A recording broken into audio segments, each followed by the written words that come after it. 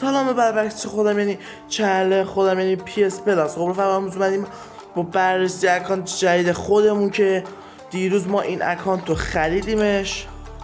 این اکانت رو ما خریدیم به قیمت 250,000 و بریم یه بررسی کنیم و یه اکانتمون رو رونمایی کنیم. خب رفقا قبل اینکه بریم سراغ ادامه ویدیو لطفا چنل خودتون سابسکرایب کنین، لایک کنین و بعد یه کامنت خوشگل بذارین که ما خیلی انرژی بدین. بریم سراغ ادامه ویدیو. رفقا ببینید این اکانتی که ما داریم میگیریم، گرفتیم این اکانته که امباپه، رونالدو، نیمار، بکنبار، مارادونا، بعد دیگه فنبایتن، بکام، کافو، بارسی، کارلوس و اون دروازه‌بان اینتر و توی نیمکت نشیناش هم مارتینز، کانته، باستونی، کاستاکورتا، والورده، مسی، کین، دیبروینه، هالند و این بازیکن بارسا آدامز و وینیسیوس جونیور. خب این اکانت ما و توی بیرون شهر این بازیکن ها رو داریم که ما اینو نمیخوایم بذاریم فنبایتن بیاریم.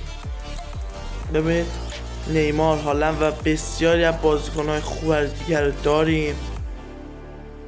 ببینید که واقعا خیلی میتونن کار رو در بیارن. ببینید رفقا برای این اکانت برای باکس پوتو دیروز زدیم و ببینید به ما دی لورنزه رو داد، دفاع وسط ایتالیایی. ببینید ما از این پک هالند رو داریم و رونالدو هاشو داریم و زیادی بازیکنهای این باکس رو ما داریم توی حالا تعویضیای غیر اصلی بود.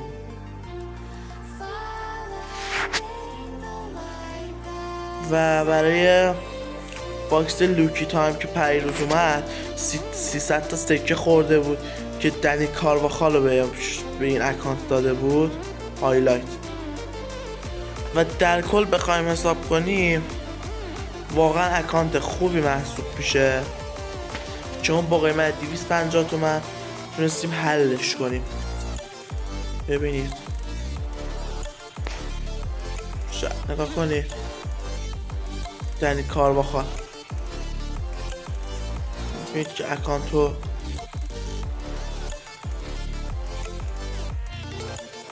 واقعا اکانت بسیار خوبیه.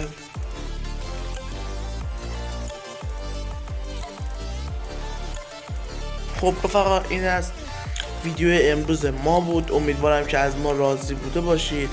قبل اینکه ویدیو تموم بشه لطفا چنل خودتون رو سابسکرایب کنید، لایک کنید و بعد یه کامنت خوشگل بذارید که ما خیلی انرژی بدید. تا ویدیوی بعد، خدا نگهدار.